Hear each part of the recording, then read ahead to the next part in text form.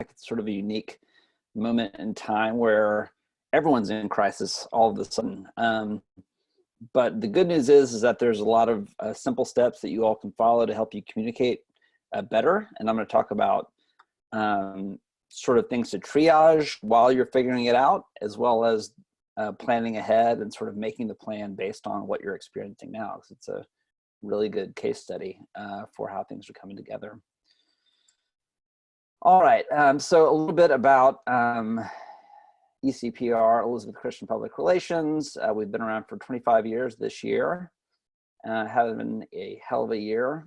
We do PR, work with events, we do creative development, community engagement, crisis, which is what we're doing a whole lot of right this moment.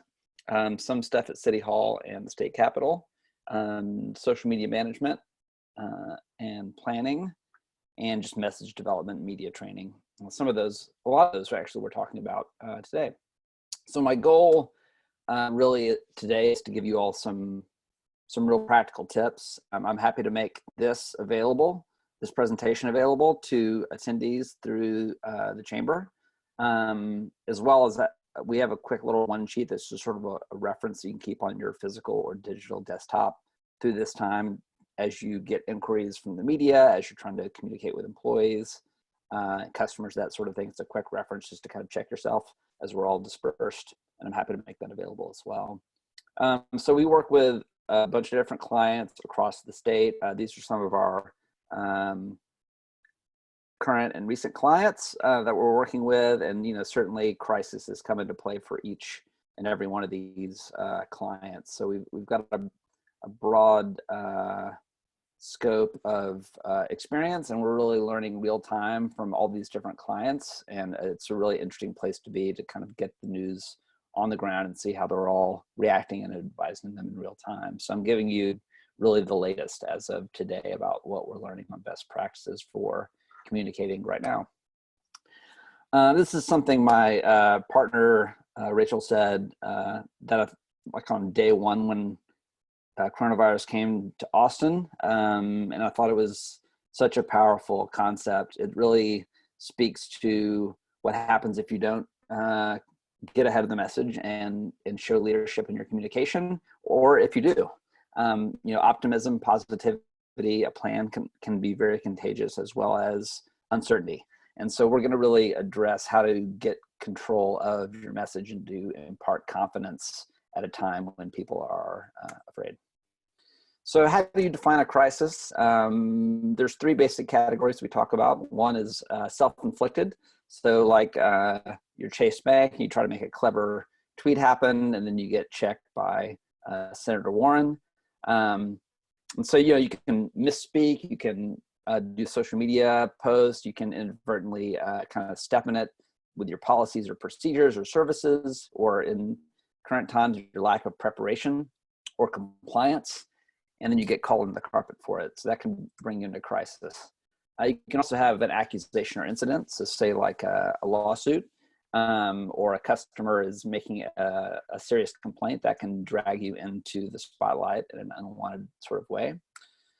Or the kind that we're all in right now, a community-wide crisis. This could be like Hurricane Harvey is something we can look at in the rearview mirror, or COVID-19 is something that happens to the community or communities in which you operate, and boom, all of a sudden it disrupts your operations, and you need to communicate amidst it, both about your own operations, but also just as a leader in your own sphere. And the studies right now nationally are very much saying that more than the government, or as much as the government, people are looking to their employers, they're looking to major brands that they do business with for leadership, for assurance, for thoughts on sort of how to live and operate and do business right now. So it's not only about protecting your bottom line and staying afloat as a business, it's really about showing that leadership. And I will say that while we're all sort of in constant adaptation mode and survival mode,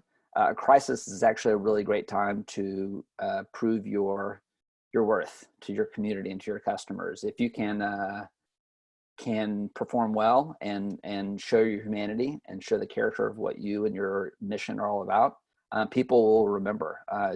Just think of HEB. The way HEB is responding is really going to put them deep into the hearts, even more so of Texans and people well beyond, just because the way that they are leading and communicating during this crisis. So, a crisis can affect a lot of things. It affects operations, which we're all feeling deeply right now. It can affect your reputation and your organization or company's reputation, and also your goals. It can be a big distraction, and it can really erode trust in your leadership. And, one thing that we're seeing right now is that, we all got dozens of emails from Panera Bread and Discount Tire and a coffee shop we may have been to 6 or 7 years ago. So there's that customer relationship, and that's important. But there's also the employee relationship, and volunteers and board members and business associates that need to hear from you. And so a lot of these practices we're talking about today are really going to apply to those relationships, and we're going to talk about in what order and sort of how to deliver those messages right now, to really make sure that you're not only not eroding trust in your own leadership, but that you're building it. This is a great time to build a relationship. We've all kind of gotten to know one another and sort of seen one another's homes and vulnerabilities. And so it's a wonderful time to build those relationships that will continue forward. So I'd like to think of all those people as stakeholders. So again, these are employees, customers, vendors, partners, even elected officials. We're going to talk a little bit about, again, that order and format. We call it a communications cascade. So it's just sort of think of a numbered list or an outline of people that you need to communicate with and in what order. And sort of the logic you apply is, I don't want this person to read about it in the paper or see it online before they hear it from me. So if you're thinking about, let's take the LGBT chamber for example. So, Tina and Gunnar would talk. They would talk to the board chair and the board. They would talk to committee members, and then they would go out to members, and then other chambers, and then maybe the larger community if they had a crisis message that they needed to get out, to make sure that those people felt like they had been respected and their relationship with the organization had been respected. And then it kind of waves out from there. And that can happen rapidly. It often does, but it's important to take that time to give them that touch point. And this last point, I really try to customize as many of these pages as possible to our current situation. When face-to-face is off limits, digital and phone communication is key. And so really taking time to connect with people, see their faces, have them see yours when possible. And there are definitely ways to break through the noise when everyone's sending out a big email that you can sort of cut through. And we'll talk about some of those as well. So I'm going to talk about communication crisis planning, but you can also do these things on the fly.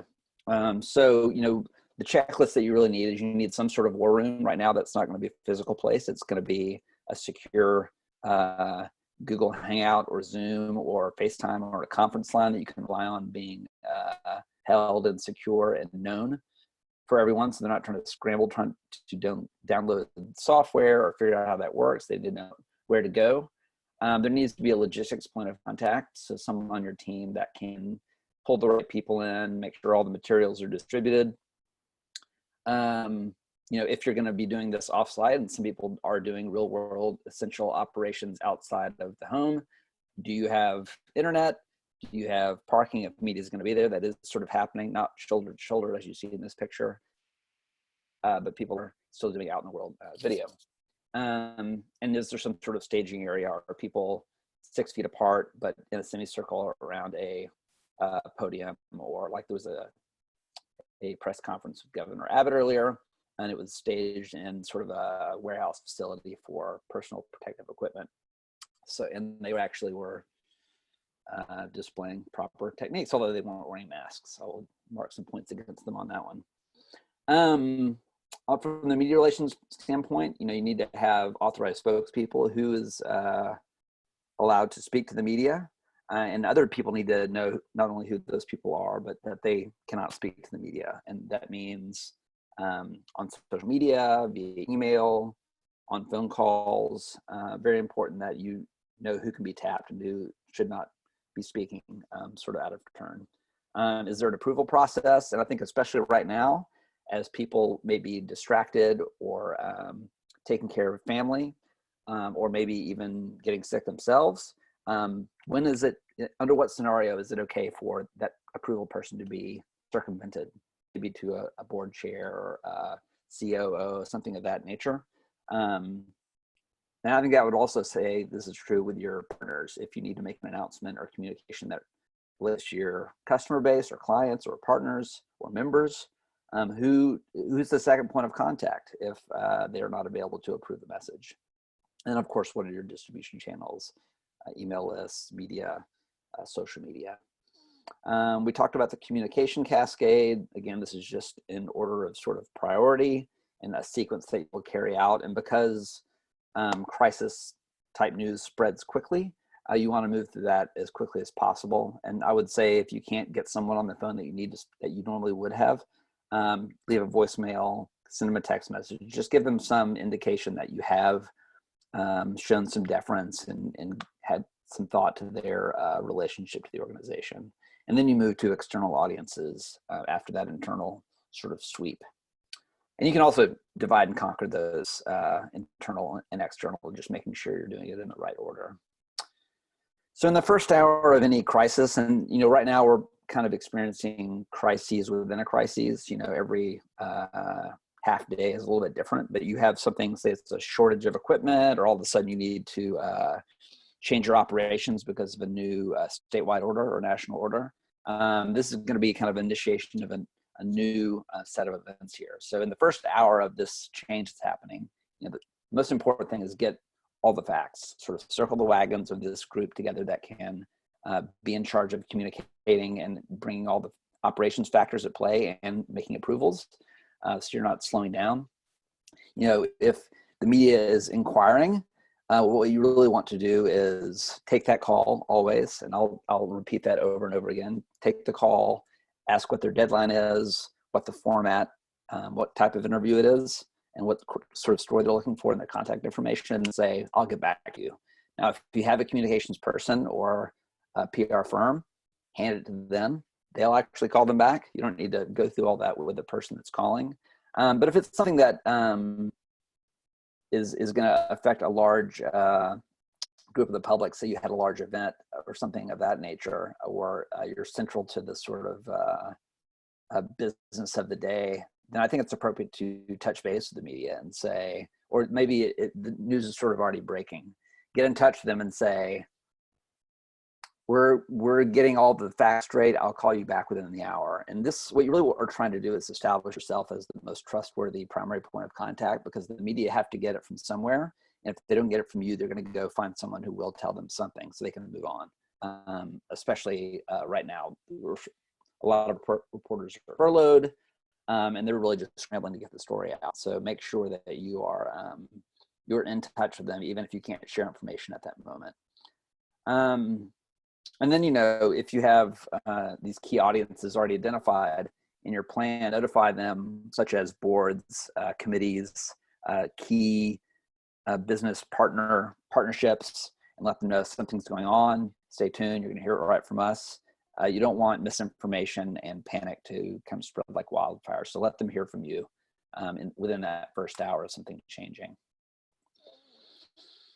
So some media relations tips, I'm going to go into detail on each one of these points. You want to be the most responsive and most accurate source. So have your sources have all the facts together. Like I said a moment ago, always take that call and then follow up. Tell them you can get back to them within the hour, and then do that even if it's to say, I don't have it quite yet, but I just wanted you to hear from me. I will be back in touch. A crisis is no time to try to be off the record. Off the record and a similar negotiation called on background is something that must be negotiated in advance. They have different meanings. And I'm happy to, if you're interested in that, I'm happy to talk about it in the Q&A portion at the end. But what you don't want to do is say something and say, you know what, that was off the record, because it wasn't. If you uttered it and didn't agree in advance that it would be off the record, it is not off the record, and the reporter is free to use that. I want to definitely prepare any spokespeople for interviews, whether that's you or not, meaning know what format the interview is in, know what questions or at least basic topics they're going to touch upon, and also know what you're trying to get across. And we'll talk about that in a little while in developing your message. In these days, you want to really make sure that you model safe behavior, whether or not you're speaking about that directly. You are a leader in your customer base, in your employees, in your business community, and certainly in the larger community. And so you want to make sure that you're distancing, you're wearing masks, you're not touching your face. And we'll talk about, these kind of one-on-one Zoom type interviews and communications where you're also in your home a little bit later. When responding to the media, really 3 simple rules, and I have this on the one sheet I can provide. Be prompt, be accurate, be honest and straightforward. This is what the media want. There's some other points about just being kind and human that we all need to do as well. These are people too, and you'll get a better relationship and a better story out of it if you are kind and thoughtful to them. It's easy to get on guard because they're asking difficult questions, but that is their job. And we really want them to be our ally in terms of telling the story, and they will usually get it out in the most humane way as possible. Okay, so on the point of promptness, reporters are understaffed and underpaid and on multiple deadlines. So treat them with that same kind of respect that you would for other business associates. What do you need? I want to help you out. What's the best way for me to get back to you? Just try to make their job as easy as possible, because it is very difficult. If you can be prompt and return calls or emails or texts quickly to them, they're going to come back to you when they need more information in bad times and in good times. And that's a really, really good thing for your business objectives and just for the overall things that you're trying to accomplish. If you're, like I said a little while ago, if you delay returning that call, you kind of put your head in the sand or hope they'll just kind of move on. They're going to look to employees, former employees. They're going to find the story somewhere else. And so you've missed an opportunity, but also you may get an unofficial and not favorable narrative out there because you haven't done them the service of calling them back. And you really want to establish an atmosphere that's friendly and where you're a resource for them, because that ultimately is how you build that relationship and kind of get a larger piece of the narrative out there. On the point of being accurate, they should be definitely focused on what's going on. Right now everything's changing quickly, and so try to get the most updated information that you have. It's really, really important to be simple and conveying this information. We'll talk about different formats of interviews. Be direct, and this last point is especially important. Repeat it. The media don't know what the most important message that you're trying to convey is, and oftentimes the person you're reporting isn't the person that puts the story together in the end. They've got an editor, they have a producer, they've got someone working the midnight shift that just takes 3 minutes of footage and condenses down to 30 seconds. And if you haven't sent them the signal by repeating your message about what the most important thing is, they're liable to just grab the thing that catches their ear or maybe is click worthy versus the thing that you really need to get across. And so it really does you and them and the general public a service by it's hitting that 2 or 3 times, especially at the end. Most reporters will say, is there anything else you want to add? That is a great time to repeat something that you want them to be sure to put on air or in the paper. All right, and I'll get into message points specifically in a moment. So honesty is super critical. Reporters are, by their training and by their sort of ethical mandate, cynical. Let them know that you're not trying to mislead them or hide anything. It is totally okay to say, I don't know. Or if you're not the expert on that, say you should check with emergency services, or you should check with City Hall on that information.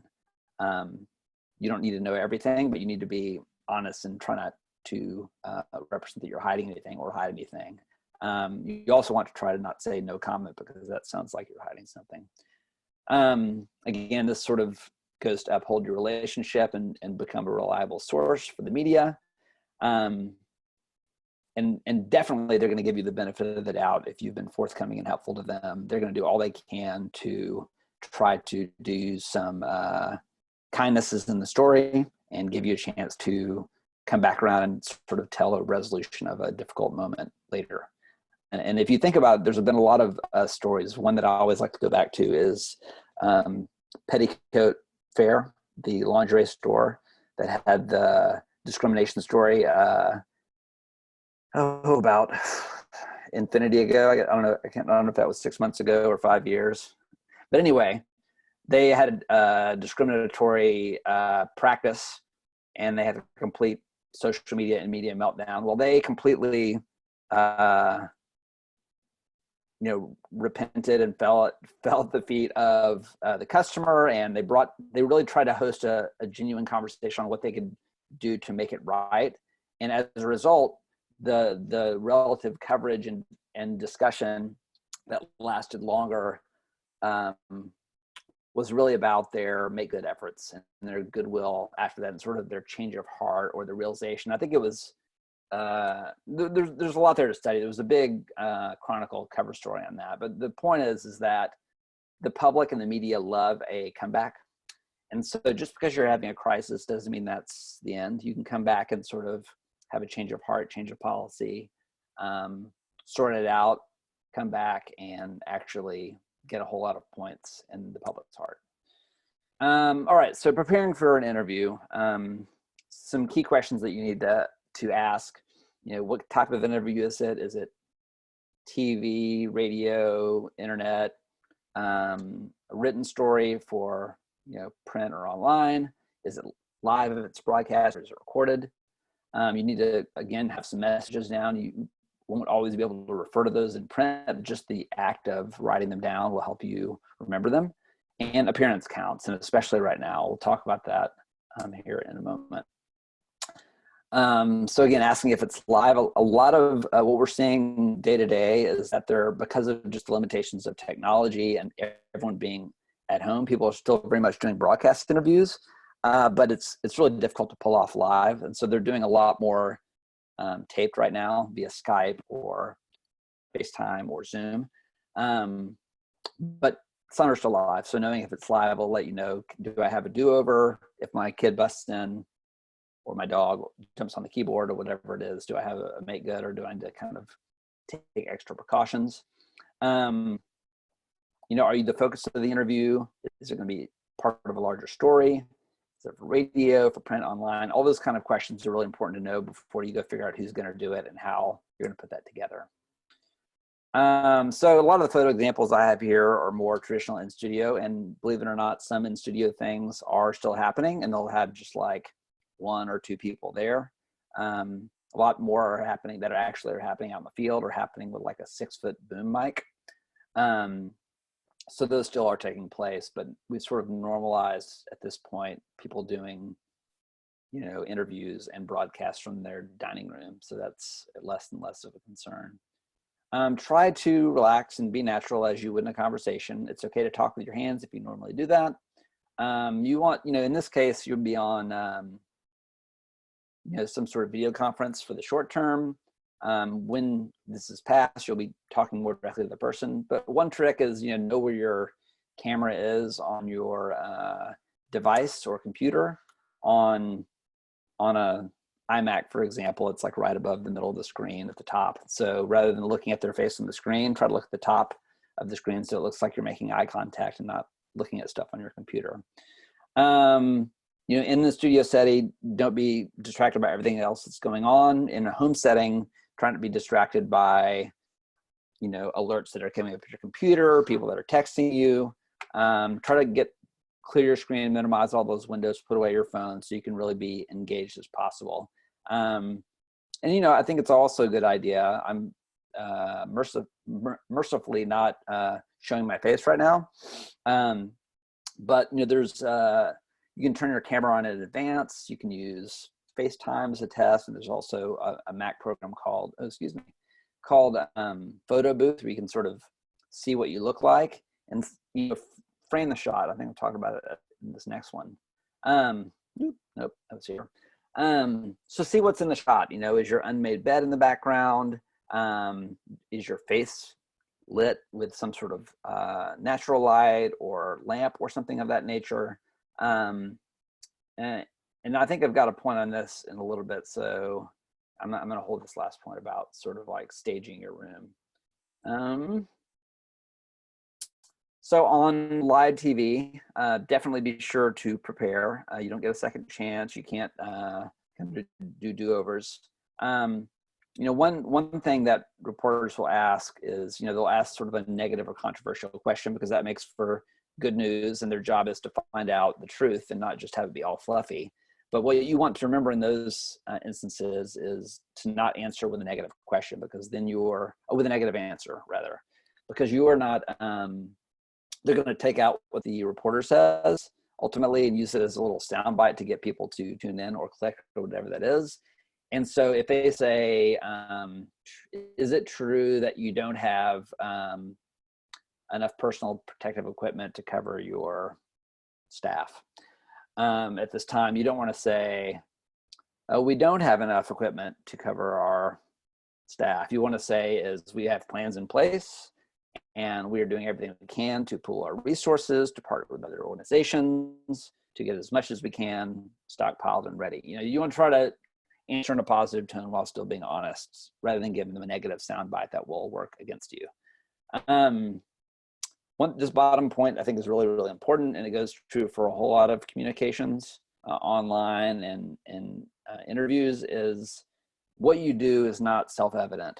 The populations you serve, the numbers, the need, the acronyms that you work with, don't use the acronyms. You know, speak as though you're speaking to a fifth grader about what the problems are, what the people are, what the solutions are. This is a really good chance in an interview setting and even within a crisis to educate them on what it is you do and why it's so important. We've seen a lot of issues rise up in the last 2 weeks about vulnerable populations of all sorts. Domestic violence survivors is a really good case, which is like this is a population that's at risk and that we don't see right now, even more so. And so it's a really good time to sort of drive home those points and bring people up to speed on a population that you may serve. On a recorded and edited interview, which as I said is a lot more of what you're getting these days, you have some more chances to sort of have a natural conversation and do a do-over. Let me start that over. I didn't like the way I answered that, for example. But you still want to try to be as concise as possible. You know, speak in short sound bites if you are a run-on sentence speaker, which many of us are. If you find yourself ending sentences in so, you know, you want to sort of amend that and make sure you kind of wrap up that point and don't kind of speak in circles. Again, same thing with asking, if a reporter asks a negative or controversial question, answer with a positive point. Stick to your message. And, you know, we'll talk in a moment about developing messages. I believe I have a slide coming up on that. And once again, if you don't know the answer, it's okay just to say, I don't know. A radio interview, which is definitely still happening. That's going to be a phone interview if you still have a landline that helps with the sound quality. But if not, cell phone is okay.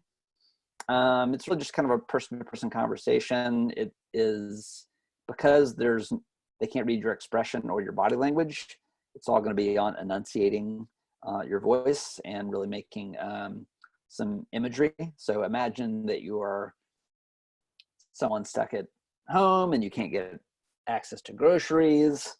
You have mobility issues. You may have other issues. And so you have to really kind of describe the story that you're wanting people to understand.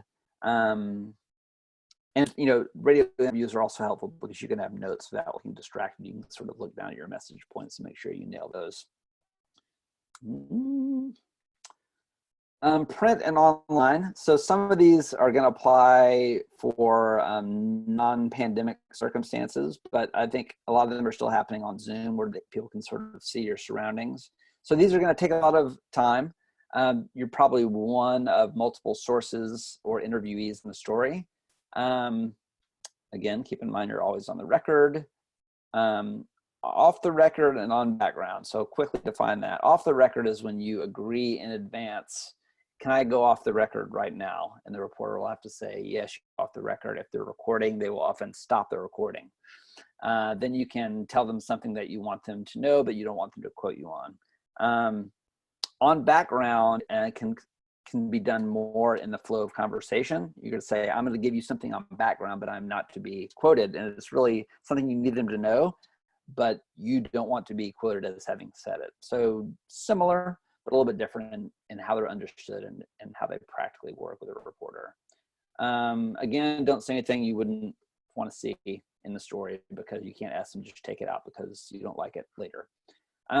So if you're in person, everything in your office and on your desk, but also if you're in a Zoom thing, everything in the shot is fair game. So they might see, you know, a mess behind you. You might look like you've been not sleeping, and especially at a crisis time, you know, you want to look reassuring. You want to look like you kind of have it together. It doesn't mean you have to have full hair and makeup, but I would say go ahead and, you know, dress up a little bit more than you think that a regular Zoom call or something might warrant, because you want to convey confidence and professionalism, and also make sure that, you know, what's in the shot sort of isn't undercutting your message. So if you're saying we're having to furlough 75% of the staff, and then you've got a lush home behind you and you can see your, you know, sports car out the window or something, that really sort of says, that's sort of tone deaf, and it's saying that, you know, your reality is not in line. And so make sure that what's in the shot is not distracting, but also just isn't undercutting what you're trying to say. I would also say that same is true for dress. You know, everyone wants to look great.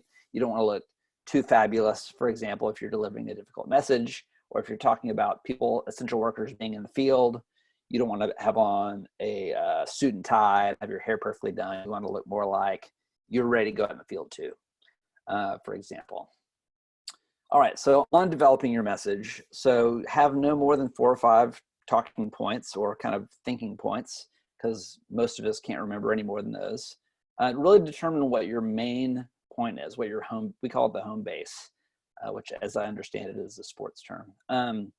So you want to have something that you're going to come back to, which is, you know, that one thing you're going to repeat if given the chance in your interview. And that's probably going to be about, you know, the call to action you want people to take, the one thing you want them to know: this population is vulnerable, or we are still in operation under safeguards, or we are switching everything to online but still delivering services. Whatever that is, you know, have a home base that you really want people to go away with if they only remember one thing.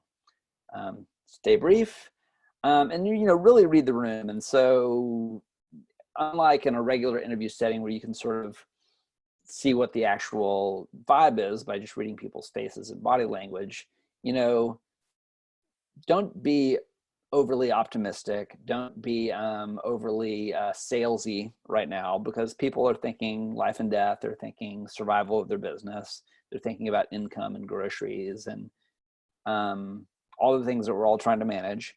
And so it's important to be kind of temper what you normally might say and how you might say it. Like right now, you would want to say, we want to get back to normal as soon as possible. You know, that sounds nice on paper, but it isn't all that realistic. We don't know. We don't know what's coming around the corner. And so you really want to, again, temper your message to the environment and the moment that you're in right this moment while you're doing that interview. You know, this kind of speaks about what you're wearing. Business casual, always good. I already kind of beat my point about, you know, dressing to the part. If you're talking about something that's a little bit more out and about, essential worker style, you want to have something that looks like you could hit the streets. It's okay to, you know, dress up and sit in your guest bedroom or at your dining table. You want to look professional. And, you know, this point here, you know, test your lighting, test your framing and your background, dress up, do your hair. Again, you don't want to look like you're haggard, or that you're just sort of like winging it right now. I think, you know, one of the things I've enjoyed, you know, the silver lining of our current moment is that you get to sort of see people in their home environment. You see their kids' pictures, you see their cats and dogs. you see them a little bit less formal, and I think that's a great thing.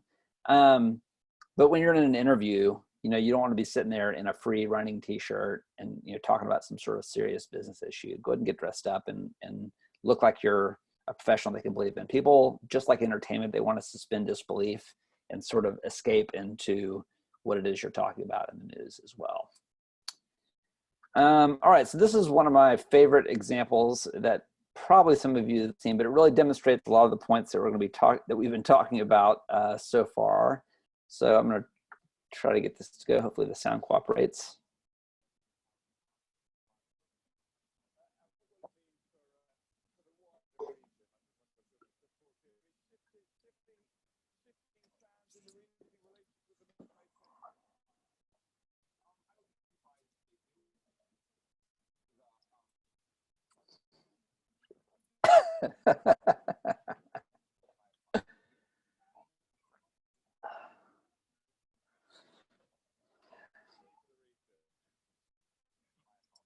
All right, so I'll stop it there. We've all seen it. It's enjoyable. But so, I mean, this is especially relevant right now as we're all, you know, working from home. You know, what this guy did right is he put on a suit and tie. He had a map behind him. You know, he's definitely knowledgeable. He's well lit. His hair is combed.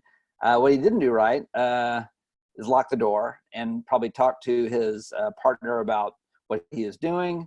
Also, you know, I think a lot of this could have been mitigated had he cropped in the shot a little bit. We don't really need to see the lower half of his torso. And he could have really zoomed in tighter, and that would have made the door stuff a little bit less distracting. This weird card table with the sheet on it is sort of odd. It's real bright in the picture. And then you have this stack of crap over here on his other side. And it would have mitigated a little bit of that. He sort of tried to laugh it off and apologize. And it was ultimately an endearing moment that we can all sort of appreciate, especially now. But anyway, it's just a good sort of example. You don't want to be in that moment and having pets scratching at the door, having delivery people ring the doorbell. So do whatever you can to mitigate and sort of lock down your home environment right now, especially. So think about your facial expressions. I kind of have a bitchy resting face naturally, if I'm not, you know, guarded about it. So you have to kind of overact a little bit. Like for me, one thing I'll do before an interview is do like a ridiculously big smile to kind of remind my face, oh, that's what a big smile feels like, and try to emote more and, you know, listen intently. This is especially true when, you know, we're all kind of in weird home office situations. So, you know, get a chair where maybe, you know, take out your regular office chair and put a stool down, or just a regular folding chair that isn't comfortable, doesn't swivel, doesn't lean back. You know, sitting on the edge of your chair will actually force you to sit up straight versus, you know, throwing your arm over the back of the chair or leaning on the armrest. You want to look poised and sort of in control and sitting up and attentive. You're probably not going to be in a variety of angles in a home situation, but you get the point. Another thing is, you know, we're sort of now in these Brady Bunch Zoom calls. This works for a call as well as an interview, where you have other people speaking, or maybe you have someone that you're sheltering in place with that's also in the interview, or you're just speaking with the interviewer. When they're speaking, look attentive. Act like it's the most interesting thing you've ever heard in your life. Because you don't want to be like checking your email or sort of rolling your eyes or scratching your nose. You look engaged, because they're liable to use that shot as well. So this is one that's especially cued to our times in terms of modeling good behavior, and whether or not you're, again, announcing that or just interviewing about whatever your normal business or mission are. It's important that you're modeling that behavior right now, so you don't become the subject of scrutiny, and sort of send the message that you're not trustworthy, you're not thinking about the larger community.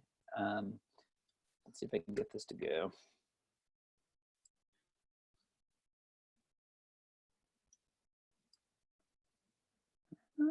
Oh, it will go. I tested it. 1 second. Testing your technology is another good tip. Huh. All right. Well, boo. That's freezing up. Well, while I try to do this, basically, this is a Washington Post compiled clip of, oh, here we go. Yep. I'm getting back on here.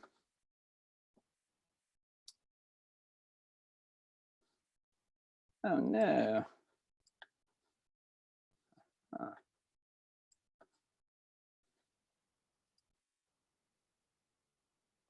Can y'all hear me again? Okay. Sorry, my PowerPoint crashed. So I'm relaunching that. But basically, while that relaunches, I just have a few more slides to go and we can get to Q&A. The clip was just a series of public health professionals talking about not touching your face, washing your hands, social distancing, and as they're doing it, they're totally doing those things. They're rubbing their noses, they're licking their fingers and turning the page. So, you know, you just want to be demonstrating good behavior. So I'm seeing a lot of people do this right now. Like we talked about Governor Abbott speaking just this morning, and he wasn't wearing a mask. And he was about 4 feet away from other people. All right, let me get down here. See, flipping through. So I'm gonna flip past it. It's a good clip, but if we share that presentation, it's viewable that way. I apologize for that. All right, so I'm going to move on to some quick do's and don'ts. I'll have some time for questions. I'm just batting 1,000 here. Sorry.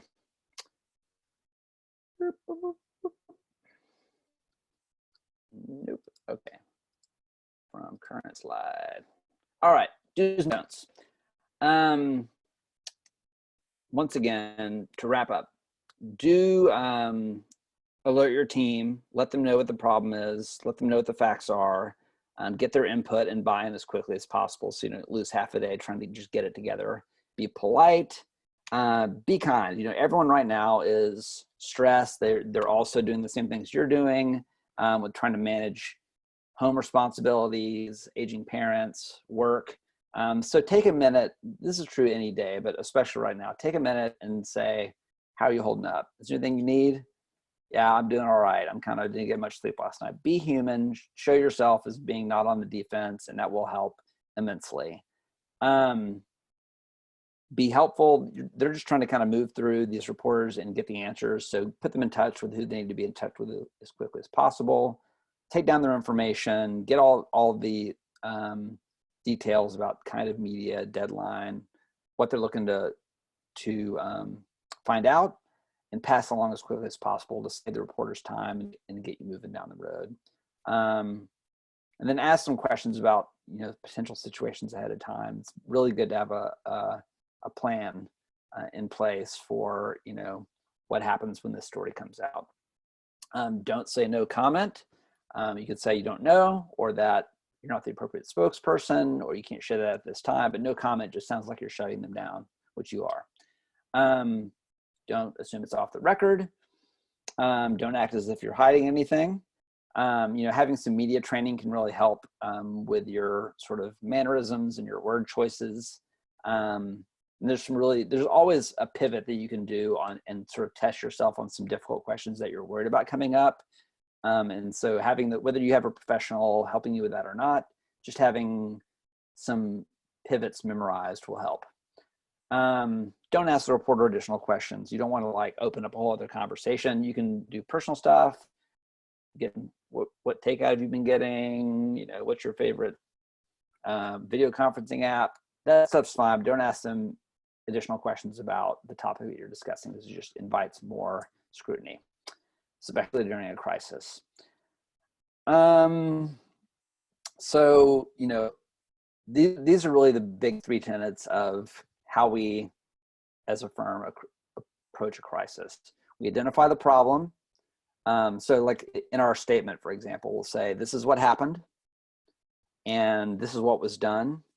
Apologize. So, you know, a lot of people miss this. So this is kind of where you see most crisis responses go wrong. They'll say, I'm sorry you felt that way about it, or or they'll kind of do a half apology, kind of a real crummy apology. So just as long as you can square it with your lawyers, and the lawyers would generally rather you not apologize, because it can seem like taking responsibility. But I think there's a way to do it. I'm so sorry for their loss. I'm sorry for I think it's really just about naming the other person or the group's hardship. So I'm sorry that they're going through this difficult time that I know is trying on them individually and as an organization. There's nothing wrong with it. It doesn't say I'm sorry because I was dumb, or I'm sorry because we were negligent. But an apology goes a long way. And then really emphasize what your plan is. And in this kind of community crisis sort of situation, you're not responsible for the coronavirus, but you need to let them know that you have a plan and what you're going to do to mitigate the harm to the community, to your members, to your customers, to your employees. And right now, what we're really seeing nationally and with all the different clients we work with is that the people that are communicating regularly, as much as 2 or 3 times a week, especially with their employees, using video is really, really helpful. So, you can craft a nice message, but people are sort of done with just getting those. It's important to do those as a starting point, but having a video message right from your desk, right from your home, right from your yard, and sort of beaming from your home to theirs can be a really, really powerful statement about what's going on, what the plan is, and just sort of showing that you are in touch with how the situation is affecting them and what you're going to do about it. Those can be really, really powerful tools that we're seeing cutting through the noise. In a crisis, don't forget about social media. So make sure that you've looped in your platform administrators early on. Oftentimes the social media platform can be sort of a canary in the coal mine. It can indicate where the sentiment is going. They can search for news stories that have come out and to see how many people are talking about them, if they're saying good or bad things about that news story. Also competitors or other search terms. You want the post to be timely and supportive, sort of in a customer service spirit of answering people, saying we're hearing your concerns, direct message me or email me to talk about this. You don't want to carry on a kind of a crisis conversation on social media, but you want to show that you're listening and that you're responding and that you're giving people an avenue to ask and learn more. Sometimes, social media can become the epicenter of a crisis. So we use that example from Chase Bank and Elizabeth Warren. You can misspeak. In the case of Petticoat Fair, social media became the epicenter. It was a customer service incident that blew up on social media over a long weekend. And by the time the owners paid attention, it was 72 hours later, and it was just like a dumpster fire. It was horrible. And so sometimes social media can be where it really catches a blaze. And so, looping in your social media people, controlling the narrative, that's a good place to rebuild trust and show that you're listening and kind of bring people up to speed. This is what we're doing now. We're hearing you. We're doing everything we can. It's a good place to sort of loop people in on that two-way conversation and be in conversation with them about, what they would like to see you do in response.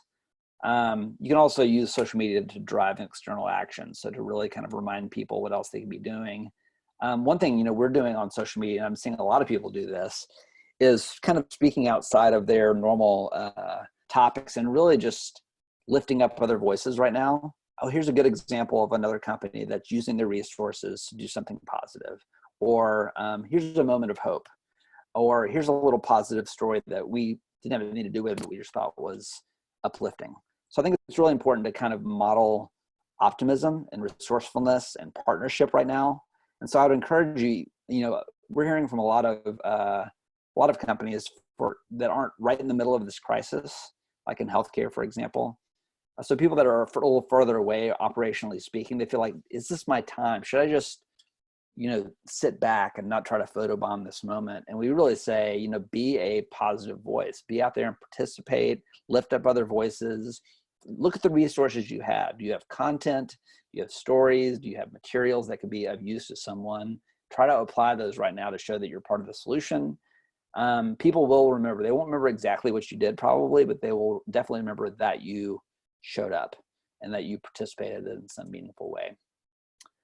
You definitely want to monitor, your social media for abuse and misinformation. It is totally okay to hide and block those posts, those kinds of posts. If you just don't agree with it or isn't feel good, you probably should leave those up and address them. But if they are spreading misinformation or speaking in an abusive way to you or someone else on your social media, totally okay to block and hide those.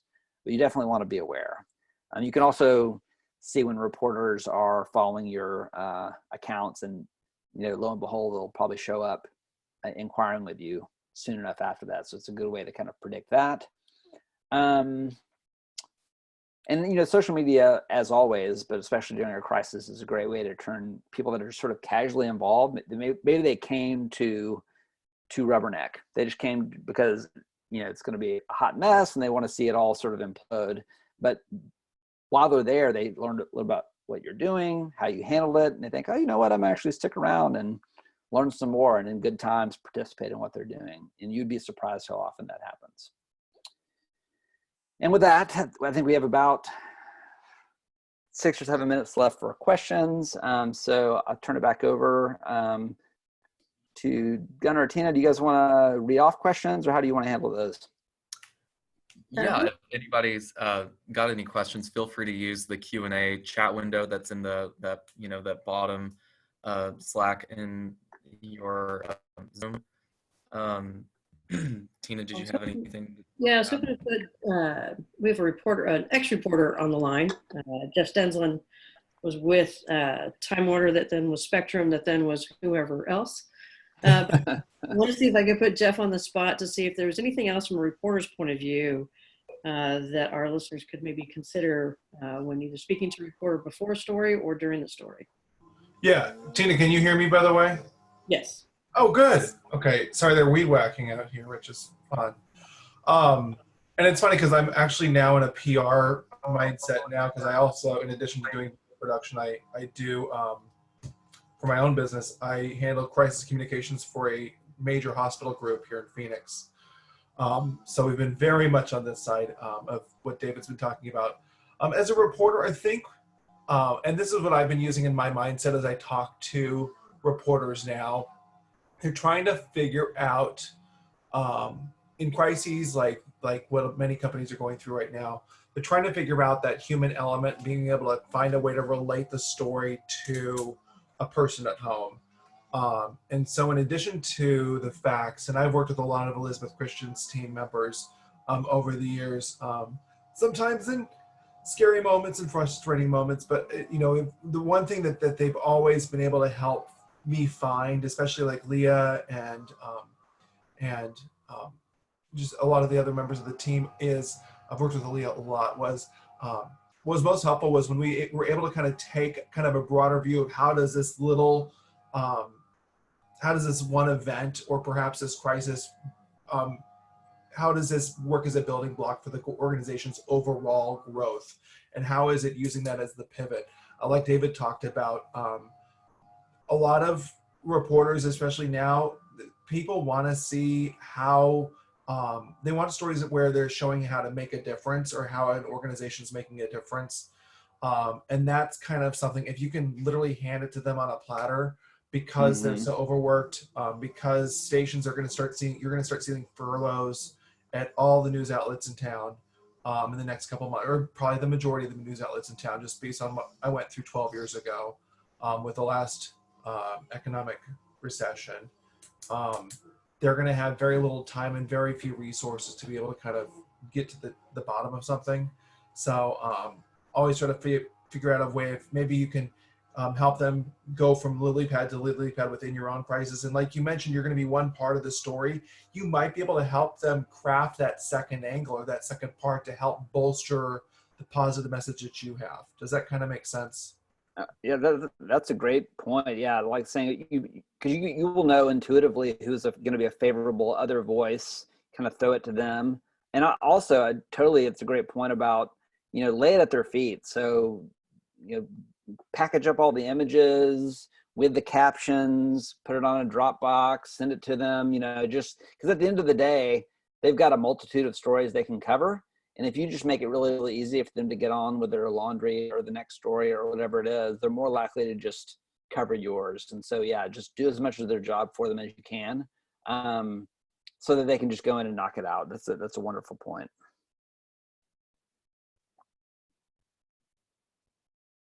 Gunnar? All right. Did anybody have any questions that they wanted to put in Q&A? The window really quick. From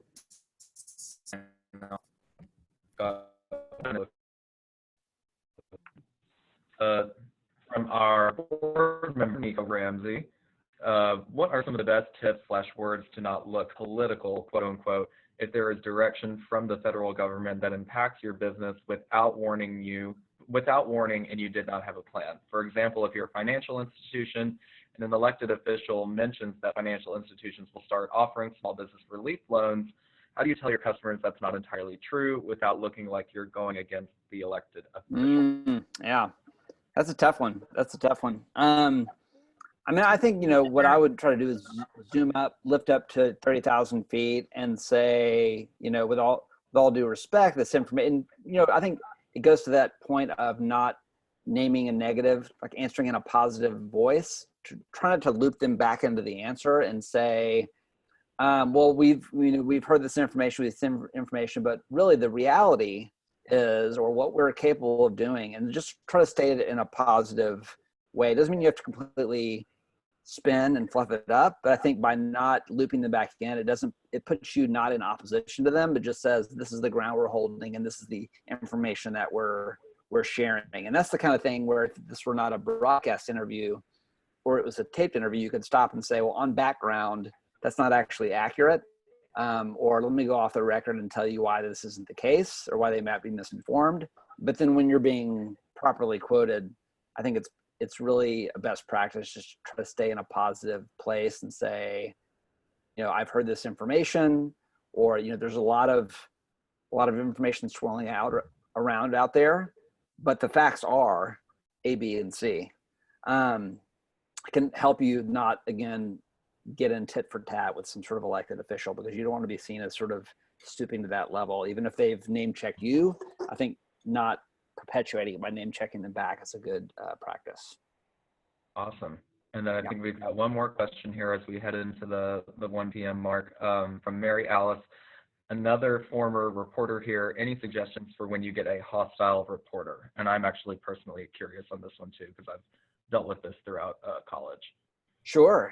I mean, a lot of reporters, that's either their style, maybe they're old school and they feel like they're being hard nosed, or they're just put upon. Right now, everyone's sort of stressed, and there are people that are just no fun to work with. I think of it like we all had the mean teacher in elementary school, and you couldn't really ever hope for that person to become cheery or to take a knee or to tousle your hair. You really could. All you could hope for is to kind of earn their respect and get them to, give you like a level, not a compliment, but just sort of an acknowledgement of what you're doing. And so I think the best practice is to hold strong, do all the things we've been talking about, be respectful of their time, all of yourself to get them the information. But I think calling them out, trying to get to their editor never pays off. I had a situation like this last year where a former client put me in the position of trying to kind of go around a reporter to their editor, and it was wholly unsuccessful. And I sort of had to acknowledge it as I was going. I know this isn't how we normally do things, but I think oftentimes we have reporters for 15, 20 years that we deal with, and some of them can be difficult that entire time. So I think all you can do is sort of respect their boundaries, work in the way they like to work, and just try to be a valuable resource and not ever try to feel like you're going to win them over into a positive place necessarily. Awesome. All right. David, thank you so much for your insight. And for those that don't know, David Wyatt, Senior Vice President at ECPR, Elizabeth Christian Public Relations, over 20 years of experience in public relations. Thank you so much for your insight and your your valuable input. And anybody on the call and off the call, we will post this to our social media channels. And also please feel free to reach out to us or David for any additional questions. All righty. All right. Thank you so much, everybody.